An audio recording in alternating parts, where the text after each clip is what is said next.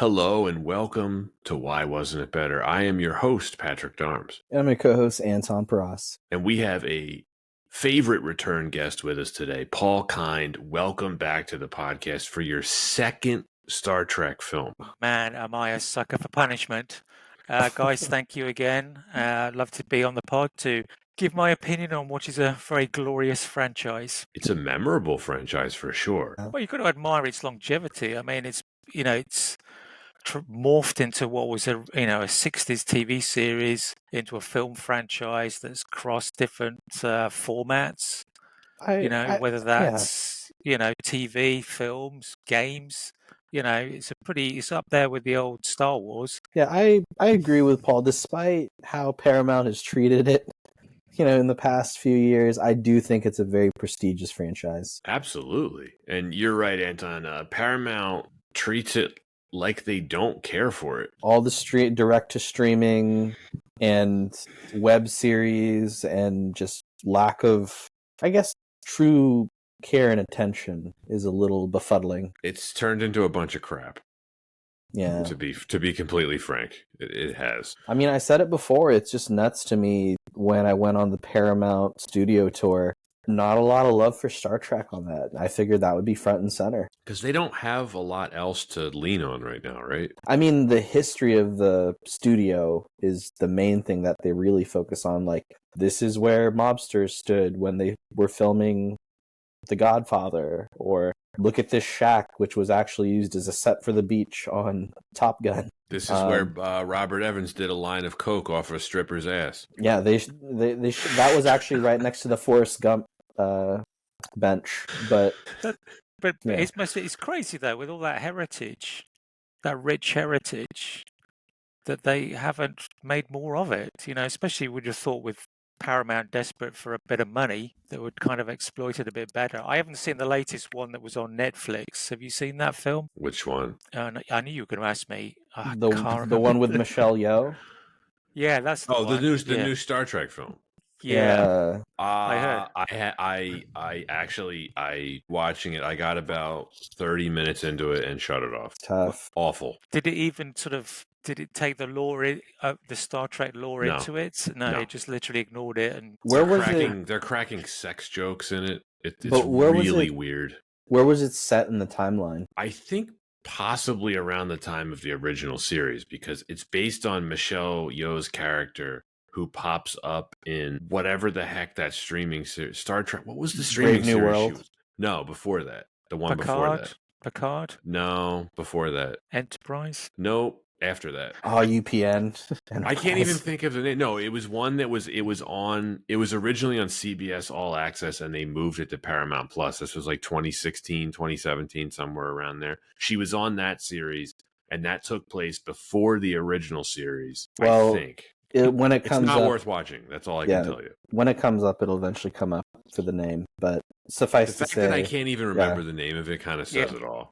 I mean, it's not. But here we are. We're talking about Star Trek because today we're covering Star Trek V, The Final Frontier. Right, which is nobody's favorite. Yeah, it's no leads buried.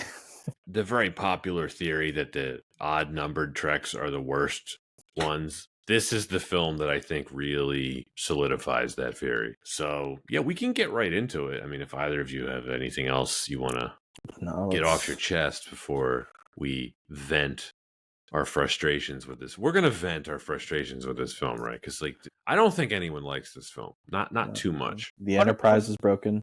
Yeah, just on a positive note, in my kind of research and my rediscovery of Star Trek of old, I read the book The Making of the TV Series, this one by Stephen Whitfield and Gene Roddenberry.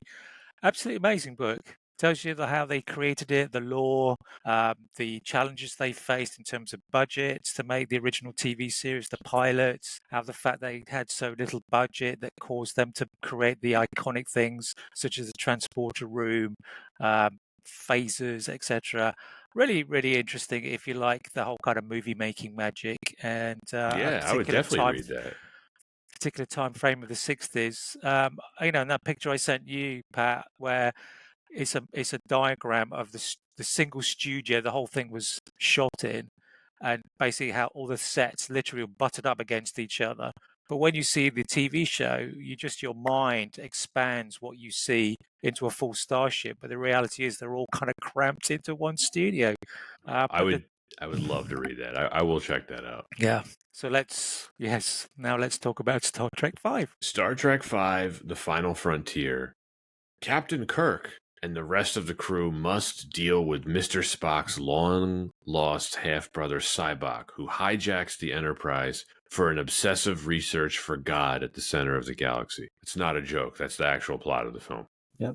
It was released on June 6th, 1989 by Paramount Pictures. It was directed by William Shatner. The screenplay was by David Lowery. Story by William Shatner and Harve Bennett. Starring William Shatner, Leonard Nimoy, DeForest Kelley, James Doohan, George Takei, Walter Koenig, Nichelle Nichols, and Lawrence Luckinbill. The budget was $33 million, so that's $84 million adjusted for inflation. The box office was only $70 million. That is $177 million adjusted for inflation. Paul, normally I ask our guests why they wanted to talk about Star Trek V. I kind of had to talk you into this one, though. Yeah, I think the thing about it, and I obviously go back in time here, when the first Star Trek motion picture came out, the hype was immense for that, right? But it didn't deliver. It was really boring and really disappointing. But the next three, they got it just right. It was there was a lot of drama, kind of restored the sort of the old iconic TV series, and ended on a real high. The story arc was just really well constructed, and I think by that point, I kind of felt it kind of come to the end, a bit like the Marvel's Endgame. It was a time for me to quit the series, and the fact that they kind of called it the Final Frontier, I thought was, it's going to be the end. And eventually, I probably ended up watching it once. 20 years have passed, and I haven't since seen it. So the fact that I can barely remember it, I couldn't remember the plot line, who was in it. I just remember it not being that great. So when you were talking about it, I was like, "Oh, give me a James Bond, please." But you kind of persuaded me to watch it. So, bless you for that, and allow me to relive an experience of 20 years. I'm glad I could do that for you. It's beautiful. I feel better about this now. Yeah, this really is the black sheep of the original series of films. You touched on it greatly, Paul. I mean, The Voyage Home, which came out in 86, that's Star Trek IV, although our producer, Eric Taylor, would vehemently disagree with this, Anton.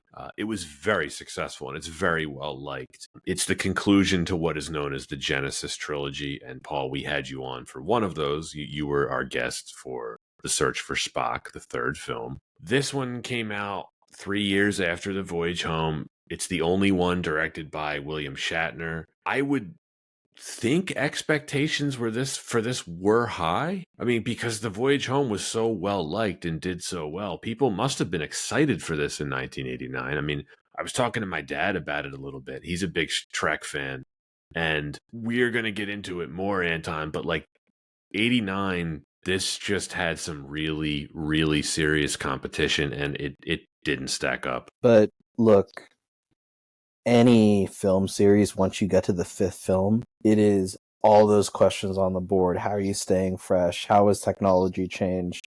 How are you compared to your contemporaries? A lot was going against this film, but it didn't do itself any favors. It's a really good point. The fifth film in any franchise, how many of them are good? It's not going to be a long list. No. Well, at least Lord of the Rings quit at 3, right? It did. I mean, Lord of the Rings ultimately is one story, right? Just split into 3 books. It wasn't like they were written separately. Well, I suppose the classic is Indiana Jones. I mean, once you've done the 3, similar to Star Trek, right? Then you get the 4th, then the 5th. Then the 5th. Yeah, it's just not. In fact, we said the box office numbers, $70 million on a $33 million budget. That's a pretty bad return. I didn't even realize this until I was doing the research, but this did so poorly, in the words of producer Harve Bennett, it nearly killed the franchise. Now, question for you, Paul. So, did you watch The Next Generation? Because that was on when this came out. That was on TV. I did, primarily because the company I was working for. So I'm gonna take you kids back in time. So when we got to VHS, had just switched over from being kind of just purely rental to cassettes you could actually buy that was fairly cheap. And the company I was working for, we replicated a lot of the VHSs, and one of our clients was Paramount, and that next gen came through. And I was I was what because literally I was watching it for free, and I was really blown away. It kind of really moved it up a peg in terms of obviously the visuals and things like that, and the themes and just the tone of it was really, really interesting. So I was kind of really probably more excited about that than maybe the motion picture. Maybe that in my head was thinking, well, that's the torch has been passed, and is maybe like the void, the final frontier. Is that a movie too far for the cast? When it really should have been hyping up the next gen. They were all looking old, weren't they? Weren't they just? Especially Nichelle Nichols when she's asked to do a fan dance. Why did she agree to that? Well, she is actually a singer dancer. She is, Yeah. but you didn't answer Anton's question. Okay, maybe this is the one opportunity or the last opportunity she felt she could showcase her talent, All right. as it were. I'll say it now, and we can talk about it later. I mean, it's that scene is like watching a Saturday Night Live skit. It's The whole, I guess, turn of events to even get them there is like a Saturday Night Live skit. it is with the cat stripper. Yeah. Oh, God. The three-breasted cat stripper. Yeah. Also, the three breasts thing. This preceded Total Recall by a full year. Anton, I think that's significant. We should We should give this film credit for that. We should. Thank you. Thank you, Shatner, for. Thanks, William Shatner. I'm sure that's exactly what he thought about too. What if an alien had three breasts? What if we gave her three? What would God need three for? Okay, I think we can get into the production history of this. We do this occasionally, Anton, where the production history will bleed into the discussion reasons of why the film wasn't better. This is going to be one of those films because this had a particularly, let's call it, troublesome production. Going back to the previous film, Voyage Home, when Shatner agreed to return for that following a pay dispute, Paramount promised him that he could direct the next film. Now, he had some experience directing episodes of the original series, but, film is different than TV. Shatner also contributed heavily to this film's story. He was inspired by televangelists, which were a very hot topic in the 1980s. He later recalled, quote, "They were repulsive, strangely horrifying, and yet I became absolutely fascinated," end quote. This would form the basis for the character that would later become Sybok, who was originally named Czar in the first draft of the script. The first draft contained elements that would make it into the film. We had the Yosemite vacation, the abduction of the Klingon, human, and Romulan hostages in the failed Paradise planet, which is what's it called, Nimbus 3? Yeah, Nimbus 3. In this draft, Kirk is overwhelmed by Zar's superior numbers of followers, and Spock, McCoy, and the rest of the Enterprise crew come to believe in Zar's divinity. Kirk feigns acceptance of Zar's beliefs to travel with him to the God planet, which to Shatner would be a desolate, fiery waste. When Kirk confronts God, the image of the being transforms into that of Satan, and Kirk, Spock, and McCoy split up in their escape. Kirk eludes the capture but goes back to save his friends from being carried away to hell. Shatner presented this idea to the Paramount executives, who liked it. No idea why they would like that. That sounds awful. Producer Harv Bennett was exhausted by his work on the previous 3 Star Trek films and wanted to move on, feeling that he was not part of the Star Trek family and that he had been mistreated by Nimoy. Shatner was able to convince him to work on the film. Bennett felt the ending of the film would never be satisfying. The studio agreed, so he and Shatner worked on the script again. After Nicholas Meyer was unavailable to assist, Bennett hired David Lowery to work on it.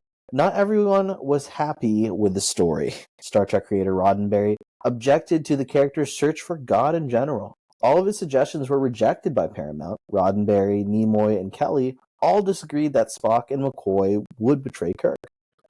Lowry had to stop working on the script in mid-1988 when the Writers Guild went on strike.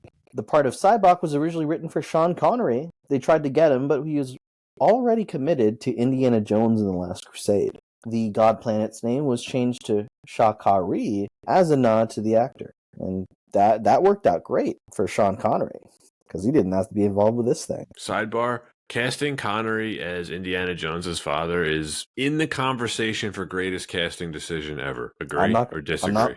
I'm not fighting you there. It's very true. Very true statement. Paul, just no opinion. Yeah. I mean, the chemistry between them is just fantastic. Whether I buy the fact that he's his father, I let it just flow over me. But yeah, for me, it's either that is amazing casting or J.K. Simmons as the head of the Daily Bugle. Jameson? J. Jonah Jameson? It's pretty good. Oh my gosh. So Shatner offered the part to Lawrence Luckinbill after seeing a PBS presentation of his one-man stage show about Lyndon Johnson. Principal photography began in October 1988 in and around Los Angeles. The film's Yosemite scenes were all shot on location. Nimbus 3 was also on location, just kidding, and its town, Paradise City, were recreated in the Mojave Desert. In addition to being a box office dud, the film performed equally poor with critics. This has a very pitiful 23% Rotten Tomatoes score. And we're going to keep talking about the production because that leads us to our first reason why this film wasn't better, which is a continued troubled production. That's right, folks. It doesn't stop there. It does not. Man, 23% is that's disaster level. One of those moments where we've covered a few films now that have lukewarm Rotten Tomato scores, and we feel like sometimes it's not fair, but this time, oof. I get it. Yeah, I get it too. Look, and just for the record, I don't hate this film, but it ain't great. Yeah, nothing. I don't know if it almost offends me. It's gets close. The lows are low. Yeah. We'll talk about the lows. They the are the Rockmen. Low. Technically doesn't count. It's not in the film. I sent you that video, right?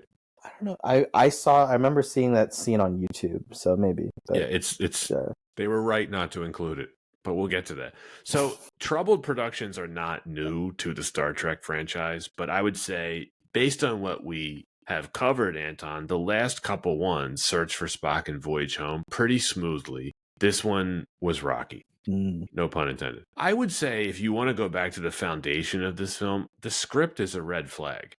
I have heard some folks argue that the basis for this film story, which is they're going to search for God, is a good story. I mean, we can talk about that a little later, but this script, first of all, they were faced with the writer's strike, which put a big handicap on things. That 1988-89 writer's strike also affected the first Batman film and License to Kill, the James Bond film, which these all came out around the same time. But this one went through a bunch of revisions, and all of the revisions of the script that were done here, they were done to satisfy different people. One revision was done to satisfy Shatner. Another was done to satisfy Nimoy. Another DeForest Kelley. Gene Roddenberry had a say in this too, right? So you have all these conflicting opinions and just thoughts that made their way into the story. So you could describe this whole thing as a compromise, and the odds were stacked against it from the beginning, in my opinion. Even on screen, or the way that the plot develops, a lot of recycled ideas, and I feel like that showed with a very just poor screenplay. The idea of like the Enterprise just not working properly, or something has to go wrong with the Enterprise. It's been done already, right? So yeah. I feel even use that to build the plot contrivances along. This is one of those Star Trek films, or this is one of those films where I felt like things just had to happen perfectly within the context of the logic in the film, which was highly illogical. I would say, actually, fundamentally, and you guys have both mentioned it sort of through this podcast so far, is this God concept. And I think it's a lead weight that's dragging the film down, because critics didn't like it, people didn't like it. It's like, which God? What God? My God? Your God? You bring in a religious overtone to something that Roddenberry had steadfastly avoided because, it wasn't something that he particularly wanted to deal with and specifically avoided. And Understandably. absolutely. And specifically critics, we make fun of it. Oh, they're going in search of God. And it's such a sort of pivot for what came before it. We can't get our heads around it. So to me, it's like a story that just doesn't seem believable. And I don't think the film particularly made a great effort to actually make it believable. And even then, based on what we know, they didn't even get the script finalized. Paramount was obsessed with capitalizing on the momentum from the previous film. So they rushed this into production in late 1988 without the script really being finalized. So the writer's strike, they could have avoided this issue. If they had taken their time and maybe, I don't know, had it go through a couple more rewrites, maybe it could have been better. But it's just if you're the studio and you're telling Shatner, it's not completely written yet, but make it. I just don't know where you go from there. Remember, the script is the foundation of any film, and when it's not sound, it's just really tough. And look, I don't want to hate on Shatner too much. We're going to talk about him more, but he may have directed several of the episodes of the TV series, but it's not the same as directing a film. No, but I can see conceptually it's very much just the case for this film. Moving too fast and a bit of cost cutting, right? I feel like lack of investment in the film properly for a screenplay and even just the dollars behind it. It looks a little cheap. And then this concept of we'll just direct on the fly. A little? You can see you could probably, I would probably imagine that a lot of that goes into, what, we'll just shoot the establishing shots here. We don't have the dialogue yet, but hey, we can just get it on film and fill in the blanks when we get the rest of the screenplay. That's what it kind of felt like to me with this film. You're being polite, Anton. To say that this looks cheap, watching this in Blu-ray, you can see several of the sets wobbling. They used sets from the Next Generation TV series. You can tell they're TV sets here. It's lit differently than a TV series, but I mean, I knew something was wrong in the very beginning of the film during the mountain climbing sequence, which is basically the opening credits. When Kirk falls right before Spock catches him with the hover boots, the effects look like something from the 1960s, like basically the TV series. Oh yeah, or any just ship traveling in space just looks really goofy. We can talk about the fan dance right now, on the Nimbus 3. Paul, when Nichelle Nichols, like the lighting in that scene where they're supposed to be in the desert, you can tell it's on the set. It's terrible lighting. It's terrible production design. This is easily the worst looking of the original films. Yeah, I mean, to give it a slight credit, because I feel like it's going to need some help. The scene of Cyborg in the desert and he meets that guy and convinces him to join his quest, I actually thought was quite cinematic. Then that was it. After that point, it just felt like a long TV movie. And as you say, it was quite jarring to suddenly end up in Yosemite Park or wherever it is, doing all the goofball stuff, then going to the planet that looked like a cheap Mad Max. And as you say, the lighting was almost like TV type of lighting. It wasn't very subtle at all. But what she was trying to do to lure these guys over and then just take their camels or creatures, it was so clunky. The whole thing just wasn't well constructed, shall we say, to get to that point. It just looked low budget, rushed stuff. And you've seen the director's commentary and stuff like that. The whole thing was compressed. He had to get everything done so quickly. So if things didn't quite go to plan, it was like, well, it's too late. We move on. Yeah, there was no time or money to try to correct it. I mean, by the way, I was not joking when I say, Anton, you can see the sets shaking. During the scene where they're climbing the ladder in the turbo lift shaft, you can see the walls wobbling. Yeah. That's how flimsy it is. And even when they get to the Shakari planet, it's very clearly the same location where they filmed the Nimbus 3 scenes. It's just they use this weird purple filter. They're not even trying to hide it. It just looks the same. But then by that point, he clearly didn't have enough money to turn it into anything else. Well, You they know, had the same effects team for this film that did Little Shop of Horrors, Which I think did a wonderful job on Little Shop of Horrors. which is surprising that they couldn't get any good effects in this film. I don't think they had the time. It must have been the schedule. Like to Paul's point, it's just So Industrial Light and Magic had done the effects on Wrath of Khan, Search for Spock, and Voyage Home. Paramount tried to get them back for this, but ILM was booked solid because of what we're going to talk about a little bit later. The sheer number of blockbusters that came out around this time in 1989. ILM were working on Indiana Jones and the Last Crusade and Ghostbusters 2. So the producers of this film had to look elsewhere. They tried to do as much in camera as they could, which ended up looking like crap. And then Anton, the company you mentioned, which is Brian Ferrin's company, it's called Associates and Ferrin.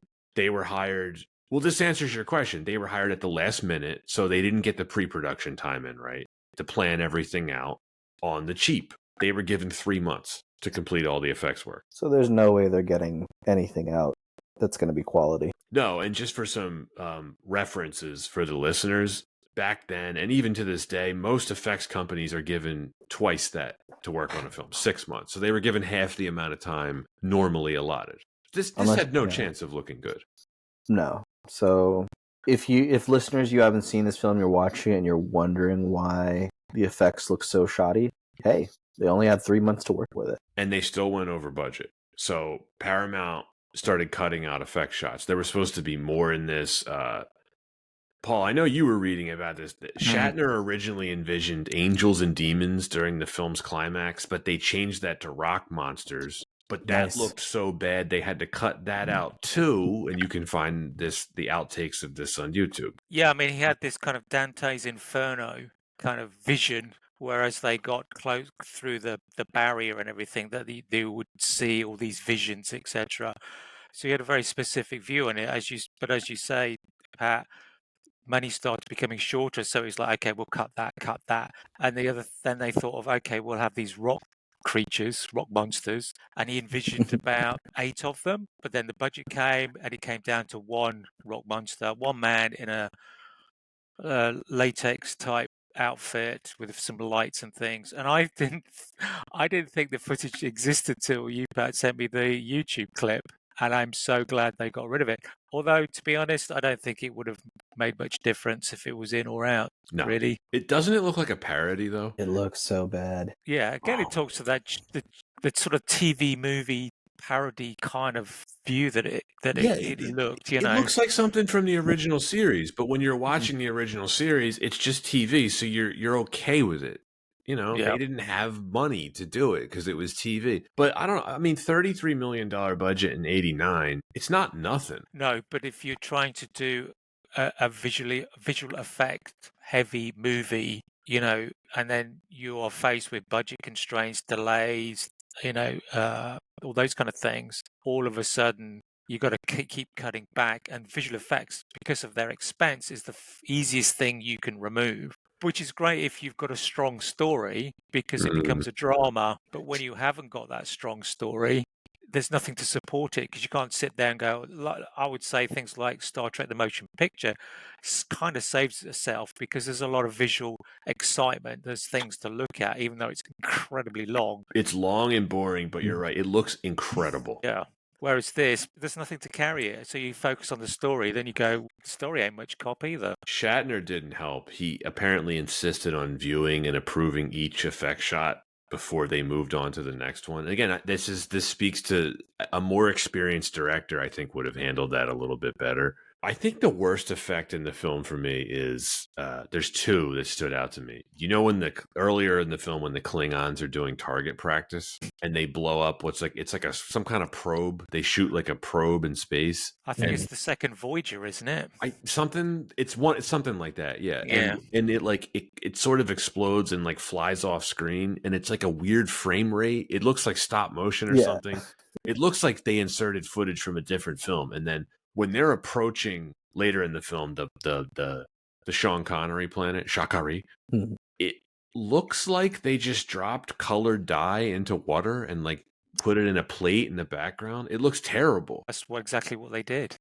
Oh, yeah. Well, that's Yeah. there you go. But that's the problem, right? When you can Mm. tell, they just dropped colored dye into water. It's just nuts because there was every cost cutting measure, every single shortcut it feels like was being taken here for what is a very grandiose idea from Shatner. Of course, he had to pick one of the big life questions in the world about finding God to be this film. What would God need with a starship? Mm. Mm. It's the question we all wonder, of course.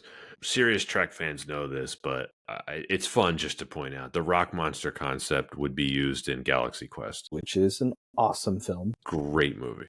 Great movie. I would actually say that someone at Paramount should have said, just cut the God thing out. Focus on this guy who kidnaps Romulans, Klingons, and humans and build a drama around like a rescue hostage type of thing. And this guy is just a believer, a zealot, whatever you want to call it, and keep it to that and cut out all the God stuff. But I suppose, maybe he just wanted something grand at the end. Yeah, I think this was something that I was looking at other larger studio films. There's a bit of an overcommitment from executives to do like a big effects or a big CGI climax or ending for films like this. So I think it was a little inevitable. It's just big budget ended up being small budget. So it's like they bought the most expensive thing at the dollar store they could. That's the best analogy for this. It's like you can put whatever you want on a Honda Civic, but it's still a Honda Civic. The original cut of this ran over 2 hours. Paramount ordered Shatner to cut it down to 105 minutes. There were test audiences that reacted negatively to screenings, and he made more changes. I don't really know how much would have actually added to the story because I have the novelization here and it's virtually identical to what's in the film. So I don't know that even if we had gotten a little bit of a longer film, how much the story would have been improved by this. There is one positive thing I think we can talk about, which is the return of Jerry Goldsmith to the series. The score for this is fantastic. It really is. Yeah, absolutely. I wouldn't say it's the absolute draw for the film, but No. good. Would you say it's even memorable? I mean, it's very cinematic. I did notice how, especially when they're approaching the Shakari planet, I was really impressed by the score. I'm a big Jerry Goldsmith fan though, so I'm a little biased. It's nice to have him back, especially when we were talking about the voyage home, Anton. Like we hated that score from Leonard Rosenman. This big upgrade. What is it? Yosemite, like that. I really like that little backdrop. Yeah. They To answer your captured it question, nicely. Paul, does it save the film? Does it elevate the film? It's not like the motion picture score, because the motion picture score is really iconic. Oh yeah, There's scenes in here that really just resemble parody. We were talking about the Nichelle Nichols stuff. There's really weird. We can talk about it in the next reason. The slapstick humor in here. How much do you guys want to blame this on Shatner? 30%? Well, I mean, every director has to take some degree of the blame, right? But as you said before that this was his first, to be a director. I think there could have been more help for him in some respect to say, like, consider, the story, the fact that, from what I understand is they didn't actually send the script to Gene Roddenberry, which is standard apparently, so that he can write notes back. They don't have to listen to it, but it's always been customary to send him the script and then he feeds back. So he was super pissed right at the beginning that he wasn't sent that script. So you would have thought that he'd kind of taken some of that on board. But I think they just got so sucked into the God thing that they kind of lost sight of, is this going to be a really good story? I kind of do feel for him because they didn't let him do everything that he wanted to do, which is the opposite of what they did for Nimoy on the last two films, Anton. They supported him. They gave him the money that he wanted to execute on his vision. They didn't do that for Shatner.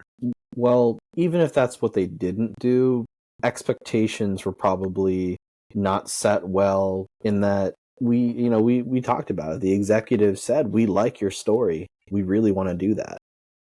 And every other direction, which way, of course, like you said, there's a lot out of his control. But I think that, just to say, I don't think that this is all his fault, but there's definitely his fingerprints in terms of approaching such a colossally bad idea for a film. I think his inexperience didn't help anything. Let's move on to the next reason, which is the story and the characters. The searching for God thing, I was out from minute one. This was never going to work for me. Exploring the unknown is something that the original series did a lot, and that is, I think, the essence of Star Trek. But God? So a couple of things. It's clearly controversial to choose this as the plot of the film, right? Despite that, do you think the crew acted like you would expect the crew to act? No, not in every scene, no. I thought their behavior was inconsistent. But then who do you think was kind of given a bit more... Was there any particular character that maybe seemed like they were the voice of reason, or kind of given a bit more, extra care than the other characters, or seemed to be one step ahead than the other characters? Do you mean Kirk? Oh yeah, clearly by design, right? Yes. Like he's the one that questions the whole God thing. He's the one that wants to embrace his humanity from Cyback. You're right. What do you think about the behavior of the rest of the crew, though? Where they all betray him? Not all of them, but a good chunk of them. It doesn't feel right. Paul, what's your take on the God thing? Because there were Greek gods featured in the original series. Now, of course, that's paganism. Well, those were aliens. Right. That's different. Is this one an alien? It's not clear. It's not clear what this one is. Well, I thought that's what they said. It's an alien. It's not clearly explained. It's not God. Don't get me wrong. It's clearly not God, but we'll get to it a little bit later. But the ultimate villain in this film is so poorly defined. But sorry, Paul, I was cutting you off. No, it's fine. What I was going to ask actually both of you was, what did Cybok do to each of those individuals that released something that then they felt compelled to follow him? It wasn't. I didn't understand what he was actually doing that led them to stick with him and not go and, I don't know, hang around, stick with either Spock or their tribe or whatever it is. They just kind of followed him, but following him to do what?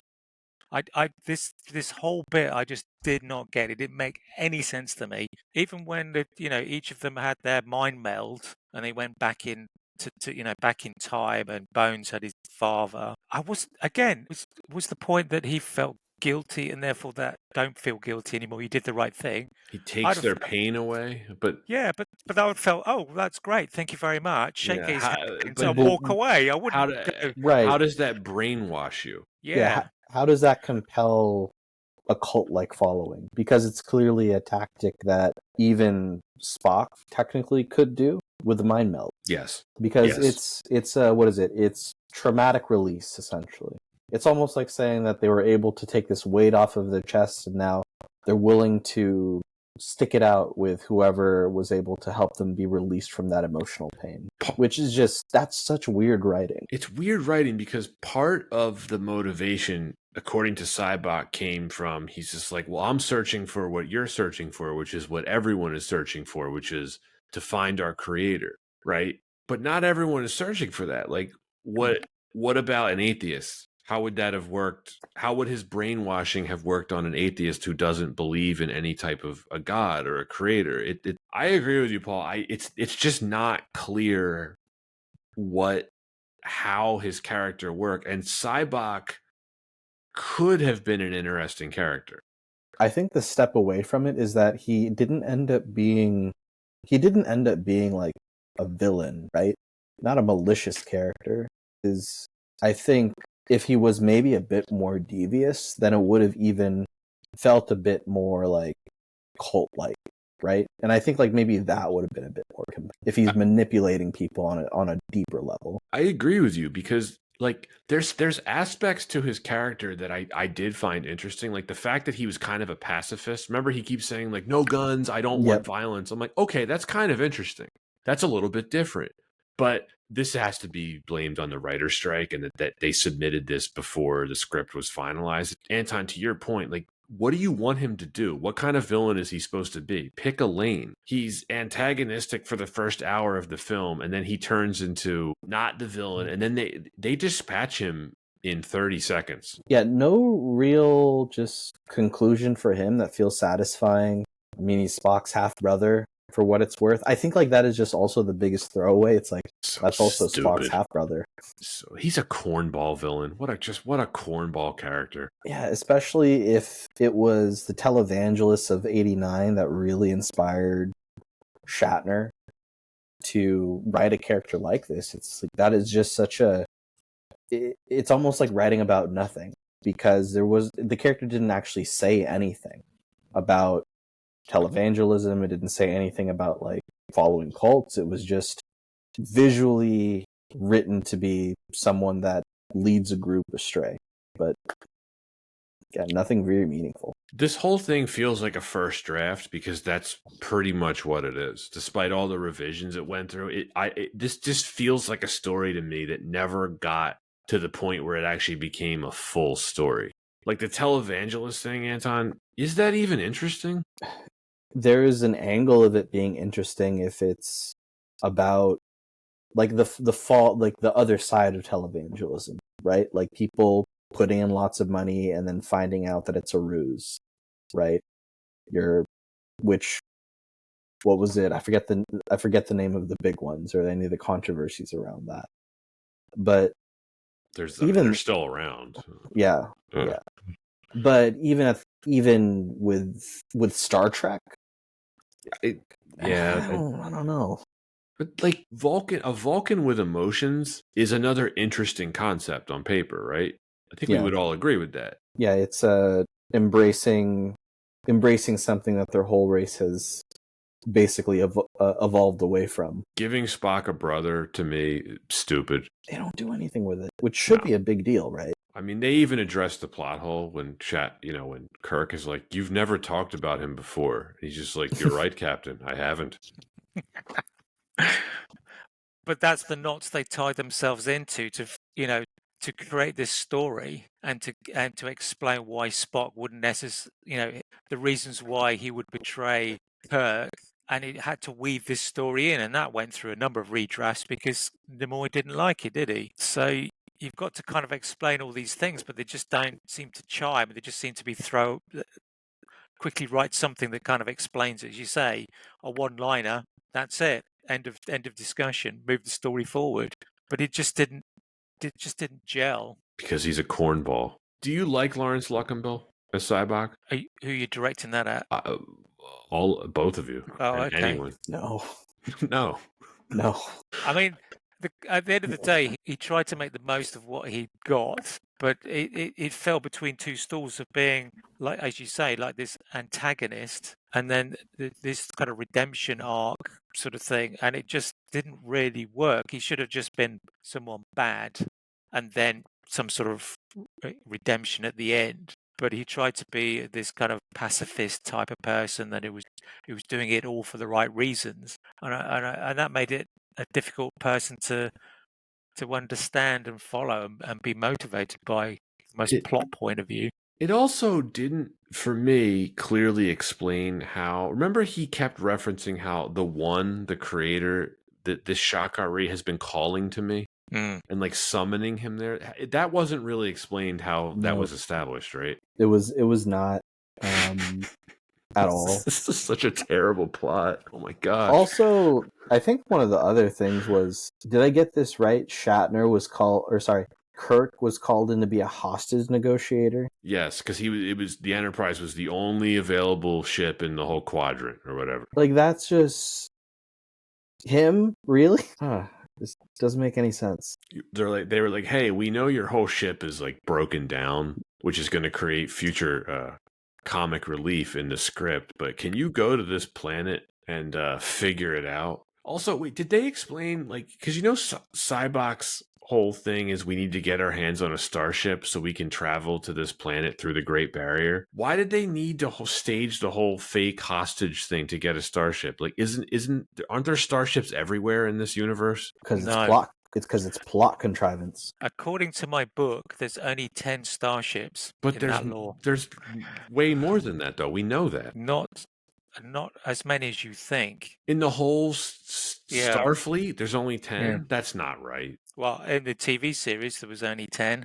The other plot. But what about the Klingons or the Romulans or anyone else who has starships?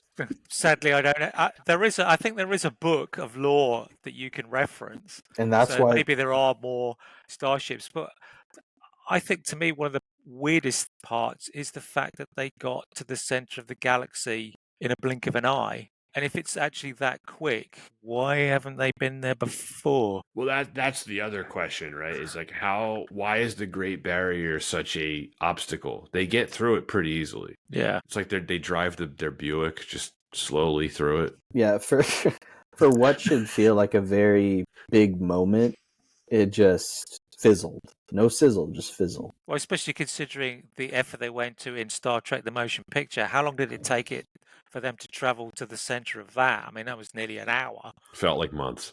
It felt like months. And this literally was like, okay, look, we need to do this in like 1 minute. And then we're through. Cybok has like that one line. He's like, I told you we'd get through. Gosh. He was so corny. Like, he was just such a corny character. He's awful. I usually save this for Star Trek prequels, Anton. He is a cornball villain. He really is. He is, and just like he's just not even a villain. I think that's the most disappointing thing. Is that at least if he was a villain, it would make sense that there'd be at least maybe something a bit more compelling, or they could have written something in that really had him as a true antagonist. But he's not an antagonist. He's just annoying and corny. A lot of good ideas, a lot of bad execution. This whole new age bullshit thing that he's peddling. And then the thing that bothered me the most is when the rest of the crew betrays Kirk. Yeah, it just doesn't feel right. It's a betrayal. It just doesn't. I mean, it's a betrayal of the story. I just don't think Sulu and Uhura and the others would do that. I just don't. Well, the thing is, you don't see it happening either. It's like a cutaway shot, isn't it? You see them standing there, Cyborg's talking to them, and then it cuts to Scotty's point of view. So you have to make an assumption that they've been mind melded, but you never actually see them fight. It would have been great to see them fight it, but then finally succumb to his ways. But at least do that. All we had was them basically saying, he is the one. That's it. That's it. That's all they said. That's it. But then the rest, that part of the cast was poorly used anyway in the story. Let's face it. My wife laughed out loud at a lot of the dialogue in this film. Oh, and for the record, hilarious. my wife likes Star Trek. She really enjoyed. Like, she watched Wrath of Khan with me, Search for Spock, Voyage Home. She really liked those movies. She didn't make it all the way through this. Her favorite was Spock's line early in the film. I have no choice but to sample your beans. Ooh, I see it as a marshmallow. Marshmallow. Oh, I have a bit about that for you, Anton. It's not in the film, but the novelization highlights this.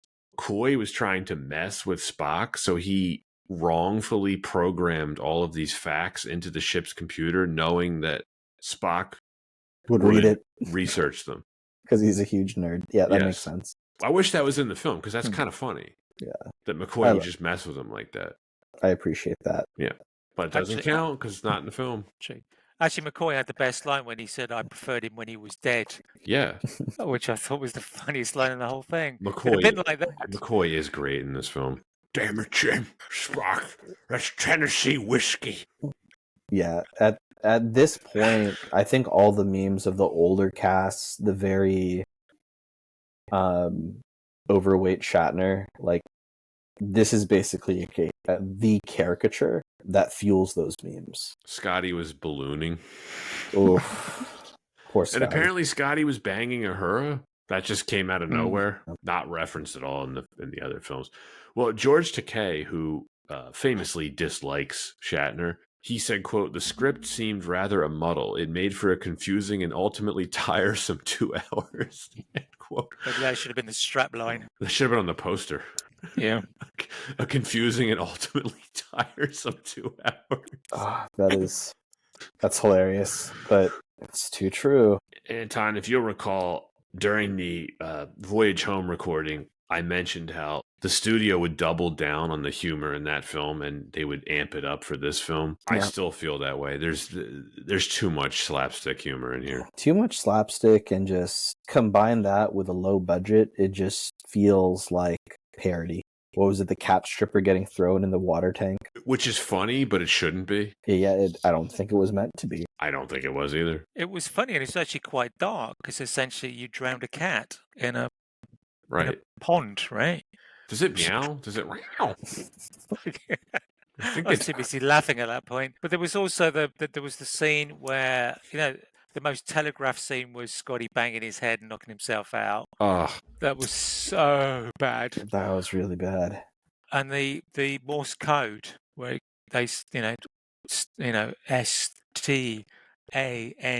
stand BAC. I mean, it just the joke just dragged on and on because you already thought of the end, and then there's that explosion, and it literally looked like someone had cut a hole out of the wall. It didn't even look like an explosion of a wall. It was so bad. Anton, it looked like the shotgun hole in the Roadhouse bar in License to Kill. I can see that. Ooh. Oh. Even the rocket boots are pretty cheesy. They should have been cool, too. It's like you never see them before or since in Trek. I think my favorite scenes have to be in Yosemite, though. Yes, I like the campfire scene. Despite I have no choice but to sample your beans line. Yeah, well, funny enough, I think it's a bit more slice of life dialogue that it's what I really enjoyed from the previous film. Just having them boys being with the boys in Yosemite, like that's really, really interesting. Oh, their chemistry together, the trio of this film, that's probably the saving grace, right? Shatner, Nimoy, and Kelly. They're great together. They really are. And you do get great bits here with them in it. But don't you think, I don't know why he did it, but don't you think it literally sacrificed the rest of the cast to being basically devices to get them from A to B, whether it was to pick them up in shuttles, organize the bridge, fix the space, fix the Enterprise, whatever it was. That's all they seemed to do, is just do little tasks. They weren't that particularly involved. You didn't really get to know anything about them or development, apart from that little intimate scene with Scotty and Uhura, which was deeply uncomfortable, like watching your grandparents get it on. Yeah, no, that's a really, really good point, Paul. This doesn't feel like it was written by someone that knew what to do with the crew, or it just didn't even really feel like a Star Trek story. There's not a lot of development for the characters. You get a majority of the beloved crew gets kind of put into the back burner and very forgotten, literally just cogs in the machine. And that's a huge shame for where the series has gone, especially when you think about the previous films where there's a bit more involvement. And it still feels like a very much more colorful usage of the whole crew. It's almost a betrayal for a lot of the characters, because the next film would pretty much ignore the events of all this, right? Like for the most part. Yeah. Also, and this is even minor characters like the Klingons. These are the worst Klingons in the entire series. Yeah, it's not great. Feels like a SNL skit. Feels very satirical. Feels like a parody. Feels, like an SNL skit. I mean, it didn't make any sense either. So you build up the fact that he's hunting them down. He wants Kirk as a scalp. So you think he's a device when you think that maybe Kirk's escaped, and then he comes along. But then it's just like he gets told off like a teenager. And it's just an awful piece. Oh, where the fat general makes him apologize or whatever? Yeah, it's so stupid. Is the highlight of the film the scene where Sybok tries to cure McCoy's and Spock's pain? Probably one of the cooler parts of the film. I think it's my favorite part. No, mine's still Yosemite. Can't argue that. But that scene, the Sybok, I think it's really well filmed, it's well written, it's well acted, but it doesn't fit with the rest of the film for me. It does give me my favorite bit of dialogue. I really loved how Kirk just refused to participate. He's like, no, I'm just sorry, I'm not doing this. And he says, damn it, Bones, you're a doctor. You know that pain and guilt can't be taken away with the wave of a magic wand. They're the things we carry with us. the things that make us who we are. If we lose them, we lose ourselves. I don't want my pain taken away. I need my pain. It's a wonderful bit of dialogue. And the whole thing of Bones going through the pain of losing his father. I mean, the acting from DeForest Kelley, I think, is outstanding. It's possibly the best bit of acting he's ever done in the entire series. And I don't disagree with you. I think it's very well done. It just feels so out of place in this film. It does. It does. You're absolutely right. And this is why, as much as I like it, what does it have to do with the whole looking for God plot? It's like what you said. Great concepts. And I think Shatner knew exactly what he wanted in terms of evoking that emotion. And maybe he had a very heavy hand in writing these particular scenes because they do feel the most fleshed out and the most emotionally driven. But when it comes down to tying it all together with the overall plot, it feels like a waste of some very, very great emotional development. It feels like a scene from a much more interesting, better film that just got dropped into this one. Even Nimoy, he gets confronted with his father, Sarek, who's like rejecting him at birth, like, oh, so human. And I love Nimoy's reaction. He basically just doesn't react to it. Yeah, he's just like, eh. But it's also like knowing everything that we know about Spock. In the past, in the previous film, his father gave him his approval, remember? So that whole fear, it wasn't his fear at all because he had his father's approval. It's true. And I think Nimoy kept telling Shatner that his feelings about him, his father, etc., had been resolved in previous films, and there was no need. But he kind of still wanted to sort of shoehorn in some sort of degree of conflict into this script. So kind of going back to the scenes, him being born, and I think the idea was like, when his brother was going away. I think if I remember rightly, I don't know if it was in the film or not. I sort of can't remember now. When Cybok was going to leave, and he asked him to come along, and he decided not to.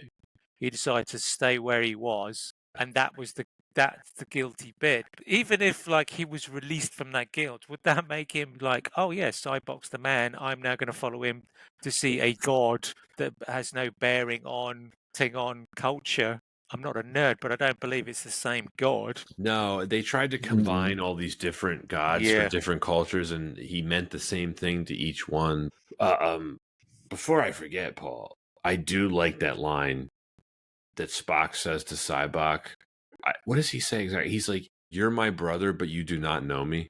He's like, "I found my place in the universe. It's here on the starship." I mean, that is great concepts, Anton. Doesn't that brilliant scene almost make you more frustrated because you wish the rest of this corny film were more like that? Yeah, absolutely. And it's frustrating. That's I think a really good way to put it, frustrating. Because I'll give this to Shatner. Like it's a difficult topic to tackle. I don't think that any director can tackle this with a big budget or have a major release and have people not scrutinize it to bits. Especially to do it with a beloved franchise like Star Trek and put it under that lens of science fiction, which should be science fiction. It's not an easy task. It's almost like just going through a bit of like a maze. It's like going through a maze or having to just hurdle even more when trying to be able to tell that story or try to explain those concepts. It's a bit more than I think this was a bit more than Shatner could chew. And I know he could eat like 5 omelets. 5 omelets. And that brings us to the climax. Worst in the series? Sorry, you said climax was the one? I'm talking about the confrontation with the god who looks like Karl Marx. What is a god in Starship? Just a minute. So cheesy. Oh my gosh. He does look like Karl Marx, the god alien. Mm-hmm. It's the worst climax in the series, right? It's Cybok just jumps in there and dies when they shoot the photon torpedo, and then they leave. Do they kill the god alien? It's not. I think so. Or he can't escape. Maybe they just set up some caution tape and was like, no one could come in here anymore. So who was that alien? Nope. No one knows. Paul, any ideas? So I think the concept is that it was an alien that had been kept in the barrier, and it was basically it wasn't to stop people going in, it was to stop this thing going out, and it had tried to use its abilities on Cybok to present itself as God and to come along, as you say, with the starship, so that this thing could escape. That was, I think, the basis of it all. But none of it was explained. None of it explained why he picked on Cybok above and beyond anyone else. And Yeah, you would expect a little bit of effort to kind of destroy him. A bit of jeopardy, something, but there were literally nothing there apart from a lot of smoke, a lot of light, and some poor CGI of different people swirling around in a light source. I don't even think that was CGI. the laser beams, like what? They knock characters down, but they don't really hurt them. I want to see the scene though without the laser beam effects, and it's just Shatner just jumping against the wall. What would God need with a starship? The plot hole for me is the lack of understanding around what is the being's actual power range. Why not just send that same broadcast to everyone? Right. Like that seems more logical. Well, also, remember the Karl Marx looking alien dude? He says like, bring the ship closer. It's like, well, how close? Like 100 yards, a mile? Like, what? Was it a bit more like Wizard of Oz thing? Like we're eventually going to see someone step out from behind and say, "This is my true form." Nope, none of that. Not clear. Was it V'ger? We're taking that. V'ger was more exciting than this. And let's face it, you've spent nearly the best part of 100 minutes suffering through this, but you want to see a big end, big crescendo, big climax, and it's over within a couple of minutes, and you're like, Yeah, you can literally see the film run out of money. Yeah, it's just they didn't have the budget,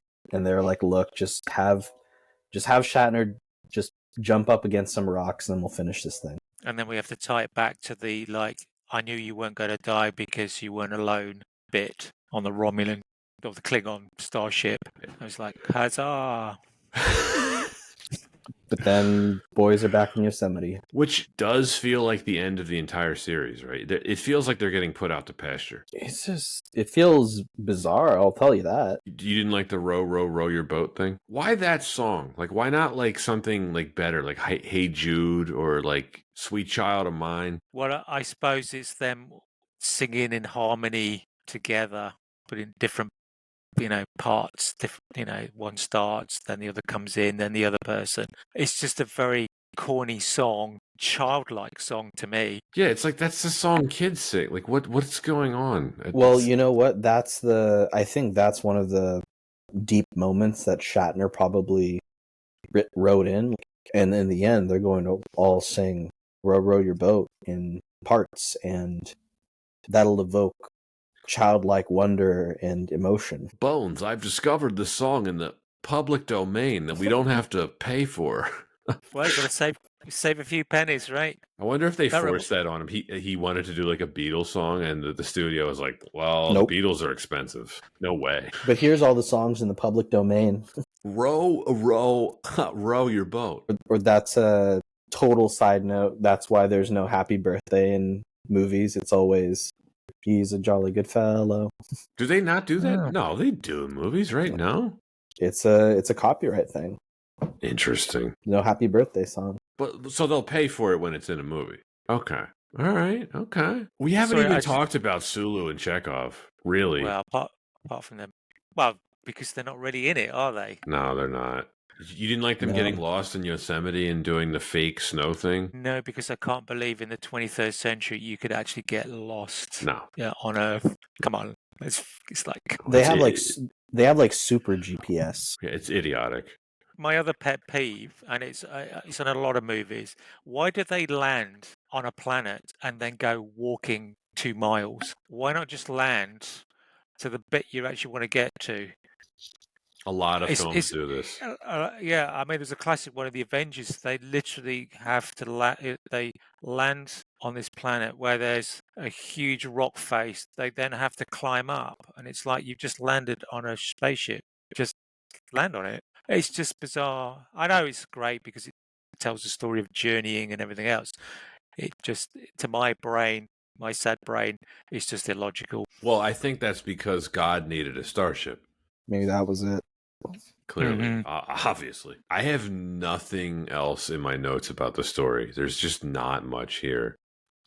There's not. I mean, man, I thought we were going to talk about more positive things. There's not a lot. There's I'm not just a lot of shocked. positives here. Like the only thing that really, like the costumes look really cheap, practical effects look really cheap, the effects look really cheap. Some good scenes.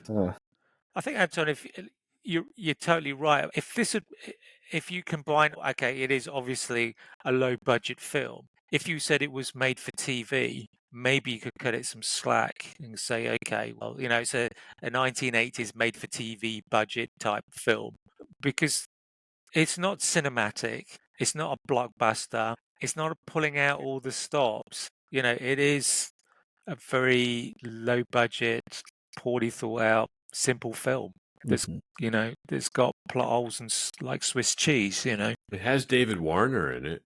No, he has like 5 lines. It's not going to save this film. I know it doesn't. I just think it's funny. He's in this film in a pretty bit part, and then he ends up playing a pretty significant role in the next Trek film. He plays Chancellor Gorgon. I don't know why he's in this film though. It's weird. It's just such a nothing part. I don't know. Yeah, there's not a lot of positives here. Okay. No, a box office competition is the last reason. This is not an excuse for this film's poor quality, but it doesn't help. This came out June 6th. It did debut at number 1, but Indiana Jones and the Last Crusade had been out for a few weeks. It was in the middle of a hugely successful run. It ended up as the highest grossing film of the year. So a week after this came out, Ghostbusters 2 was released. A week after that, Batman and Honey, I Shrunk the Kids came out. 2 weeks after that, Lethal Weapon 2 came out. So this film never had a chance. It was facing competition like no other film in the series had before. And for some perspective, when The Voyage Home came out in Thanksgiving weekend of 1986, its biggest competition was the Eddie Murphy film, The Golden Child. That's it. Yeah, something I wanted to also just kind of highlight here is this is basically Paramount letting Star Trek out to dry. We've already named Indiana Jones and the Last Crusade going up against this film. When we talk about the budget that they're able to allocate for the film, they essentially said, we'll give the money to Indiana Jones, but we're not going to give the same care and attention to Star Trek V. They're going to give more money to Charlie Sheen to be able to do Major League in 89. They're going to give more money for, that Cousins film in 89. They're gonna give Jason Voorhees more money in 89 to go take down Manhattan. That was 89. Yep. Ugh. Paramount just was not giving enough love to a very prestigious franchise, and very bad timing for Shatner to get the opportunity to direct a film. Question for you, Anton, though. Did it need the money? Because The Voyage Home had a smaller budget than this. I think it is a bit of the timing. Because of also no effects houses available. Yeah. Writer strike. The script sucked to begin with. So I think it is I think in this particular case the money didn't. It didn't help. Pat, did you say Golden Child was released at the same time? No, as The Voyage Home. I was doing a comparison. Yeah. I was like, well, what did The Voyage Home have to compete with? And it was just The Golden Child, and it still managed to outgross The Golden Child. Right, but the Golden Child also I think it's a Paramount property. So they put out two films. So as you said, Anton, maybe they just didn't think it was going to do well anyway. Well, they did release Harlem Nights in 89. That was Eddie Murphy's big film with Pryor, which didn't make good money. No, but it was it had a $30 million budget, about the same as this. That's nuts, right? We're gonna cover that film, Anton. How do you feel about that? Well, it's a lot of fun on paper. Have you seen that one, Paul? Long time ago. Yeah, don't actually remember too much about it. I probably watched it on VHS. I don't think I went to the cinema to see it. You know what else Paramount made in 89, Anton? Black Rain. Ooh. And that made good money. Yeah, it did. Ooh, that's a rare Ridley Scott movie we can cover that I won't make fun of. I mean, it's got our boy, Michael Douglas. Michael Douglas. Does he get horned up and nearly ruin his life? This one's a really fun one. He's got a big amount of hair, I think, if I remember rightly, and big aviation glasses. There was the whole Japanese angle. And I'm assuming a big pile of cocaine. Yep. Funny enough, Major League made more money than this film, than Final Frontier. A lot of films made more money than this film, Anton. This is like, man, what a disappointment for everyone involved. This really did almost kill the series. It basically did. I have this listed in my conclusion, but I don't know if you knew this, Paul. Paramount was going to be done with the films after this. The only reason they made Undiscovered Country was because it was the 25th anniversary of the series, and they just decided, like, I guess we'll just make another film to celebrate the anniversary. But they were done with it after this, and you can tell. Would you say that they were done with this version of Star Trek, and basically that all of their money? Oh, sorry. I should say yes. This version of the films with the original cast, they were going to be done with. It kind of makes sense. I mean, let's face it, they did look old, and it made, probably would have been better if they would have been brought in to help a situation as opposed to be in command of things, because they did not look fit. They did not look fit. I definitely wrote down in my notes, Shatner has the face of a 60-year-old and the hair of a 20-year-old. So true. Yeah, this isn't going to shock you guys, but if you look at what Paramount has slated for 2025, I think there's maybe one or two films that aren't a sequel, a reboot, or an adaptation of an existing IP. That's nuts. They are doing this reimagining of not the Naked Gun. Running Man. The Running Man, yeah. Yeah, it's, again, adaptation of existing IP. It's been done before. It's a reboot. Oh, no, they are doing another Naked Gun movie with Liam Neeson? Jesus. See, like, no it's way. Not... The Paramount was once a factory for original, captivating films. I think they were my favorite studio for a long time. They did a lot of my favorite films. They were they were the powerhouse back in the day. One of the long-standing Hollywood studios. Wasn't it Last Samurai? Wasn't that one of theirs? Was that a Paramount product? The Last Samurai, the Tom Cruise film? Yeah. No, I don't think so. No. Was it Warner Brothers? Warner Brothers, yeah. Yeah. But I mean, even so them along with Warner Brothers. But they do the Mission Impossible series. They do a lot of stuff with Tom Cruise. So basically, though, when you look at what they're investing their money in, it's just safe bets. I get it. But I still like that. But if anything taught them anything in the last 5 years, people want original material now. Even if it's small budget, just something original rather than a reboot, rehash, revisioned version. I agree with you, Paul. I mean, when we see all of these original films and ideas that are doing fantastic, I would hope that bigger studios want to invest in something like that. But I think part of it is a lot of these studios aren't even run by traditional Hollywood types anymore. And it's all about efficiency and looking, like, this is something that I've read, is about looking at the data, but almost in a way that's a detriment to creativity. It's why we see so many SpongeBob movies every year, or why it's just the same things being made from these big studios, and lack of original creativity or ideas injected. But I think what was it, probably the biggest sign of that is Amazon owning MGM now, right? And James Bond. And James Bond. And Pat, you shared this with me. What do we think? I mean, what do we think is going to happen now that Amazon has basically the creative rights to James Bond? I mean, you live in hope, but I don't trust them to do anything good with it. Anton, I actually literally pray they don't mess it up. Like, we're gonna get James Bond Jr. direct to streaming. I know. Can we not talk about that? Yeah. Thank you. I don't want to talk about it. I really don't.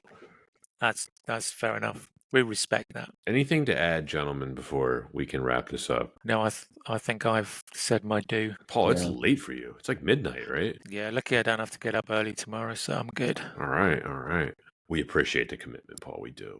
Since you're the Thank you. guest, do you want to go first and give your rating? I can, yes. Okay. I mean, obviously, it is clear. I think this is a huge disappointment. I kind of hoped that they would have taken the formula from The Voyage Home into this one.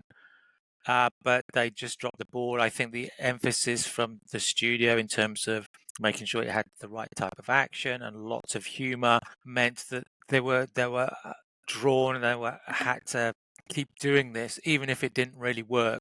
The story simply didn't work either. I think clearly the studio should have said, cut the God stuff out, focus on the characters, think of a different story.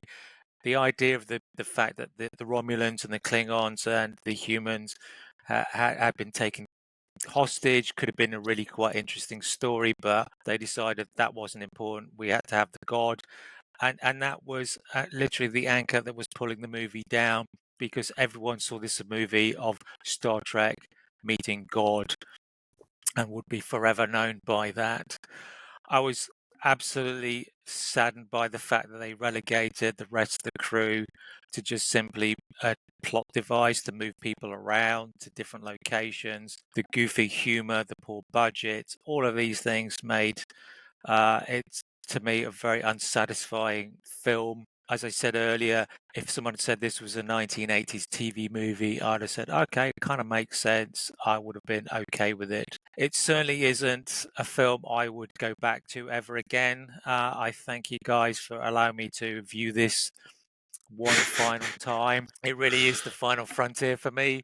And it just sometimes makes me not understand the filmmaking process, that these things aren't clear on paper at times, and yet these things still get made. So luckily, it seems, if I remember rightly, the next film kind of was a lot better. But by this point, I felt the crew, the old original Star Trek crew, had had their time. It was great they came back. We had a chance to relive some of those great moments. But that part of the franchise, as far as I was concerned, was done. Should have been put to rest after Star Trek 4. So I do love Star Trek. I do love the original series, but to me, it's an E. It's something I would never go back to. I So this is think that F. This is F material for you. E. I would say no. I'd say it's an E. It's an E. There are elements in it I enjoyed, but it's not a. I wouldn't say I hate the film. It's just a meh film. Can I So I can't. can I officially write this down as a D minus? You can call it a D minus. I,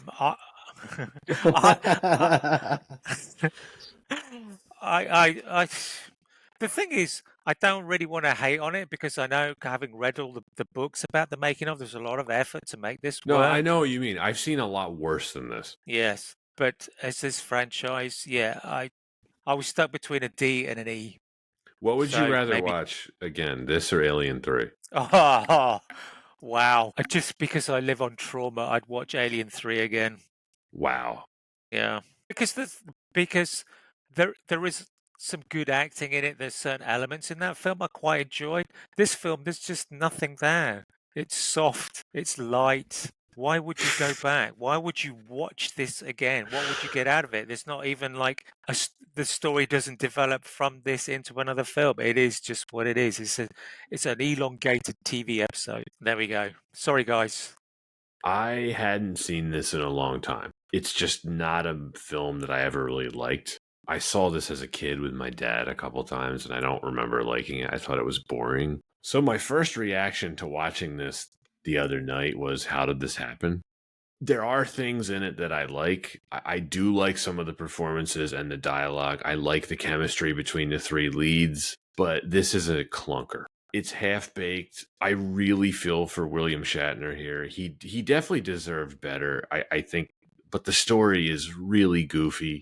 Paul, you said a lot of what I was going to say. I mean, this is a butter soft villain. He's not even really the villain either. That's the problem with it. There isn't really a villain, because the ultimate villain gets dispatched in, I don't know, like 150 seconds. And it's not even really explained. It's just so laughably cheap looking, too. It feels like an episode of the TV series in a way, but it looks way too much like a TV movie, and it's not a TV movie. It just should have been better. This totally deserves its reputation as the black sheep of the original film series. It is the weakest of the original 6 films, and I don't even think it's close.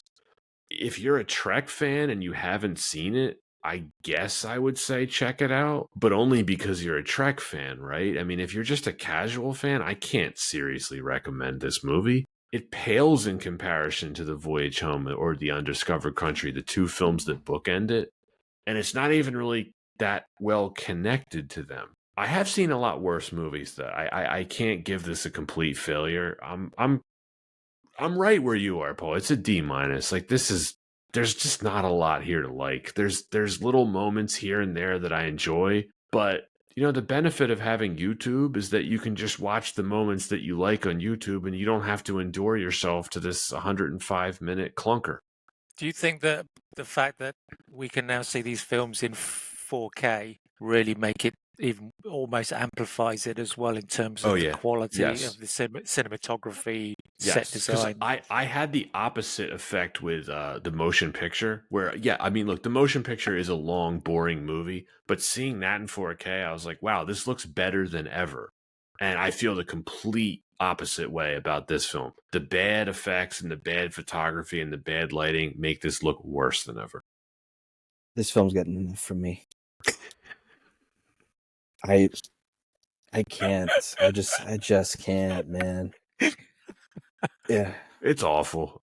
Look, I tried really hard to think about what I'd like about this film, and if the only things are just watching the trio just hang out in Yosemite and an emotional mind meld scene, I don't know if it's enough for me to just salvage the film.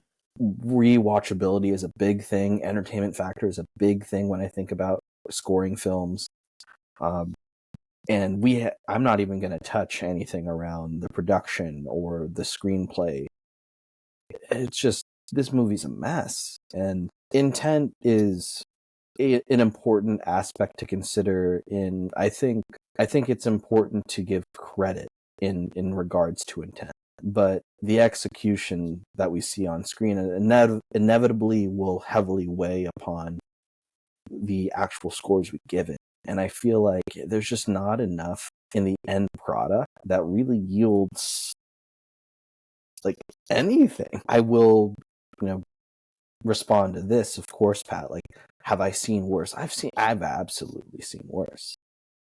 But this is also going to be now in that category of like, when people say, have you seen worse than this? I'm like, yeah, have you seen The Final Frontier? It's just, it's enough. It's really bad. Of interest, when did you guys first sort of get into Star Trek, just as a viewer? Was When it I was really young. Next Gen? Yeah, Next Generation. When I was really young. So I watched the original series with my dad. I had seen the Next Generation and Deep Space Nine when I was younger, and I liked them. But during COVID, I rewatched both of those series all the way through, and I just gained this newfound appreciation for them. So I would say fairly recently is when I came to love Star Trek.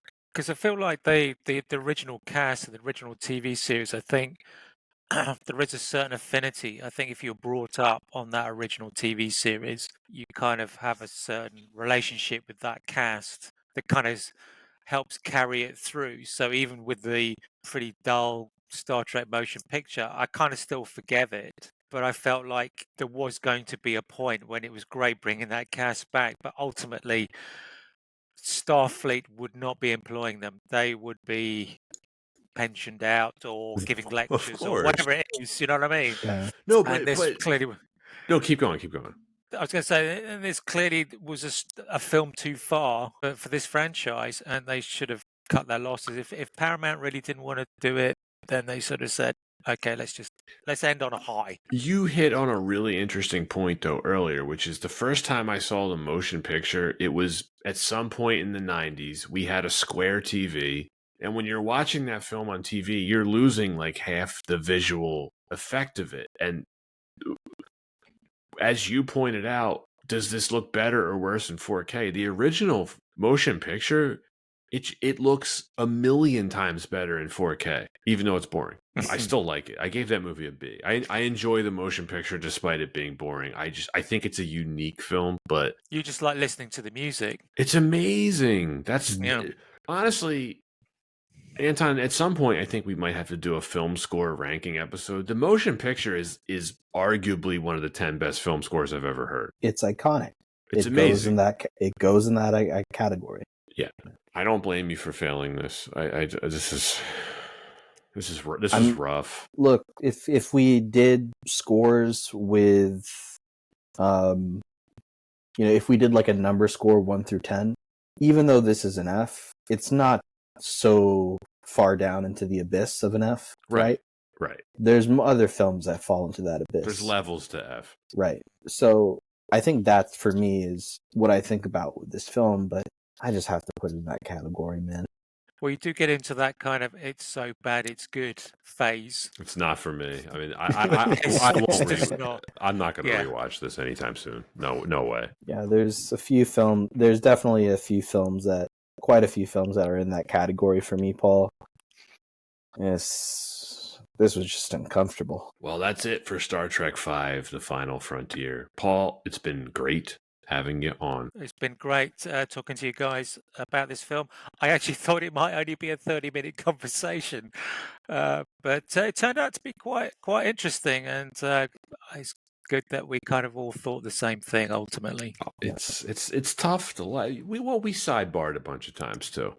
Yeah, we did. Well, we will have you back soon, Anton. I think next week's episode may be an equally tough watch because we're covering a Steven Seagal film. So, well, we'll get there when we get there. But yes. So if you're listening on Spotify or Apple Podcasts, please give us a follow and a 5-star review, and please be sure to check out our YouTube channel as well. You can find us on Instagram, Twitter, and TikTok. And for those who want to support us directly, we have a Patreon. Links are in the description. Thanks for listening, and see you next time.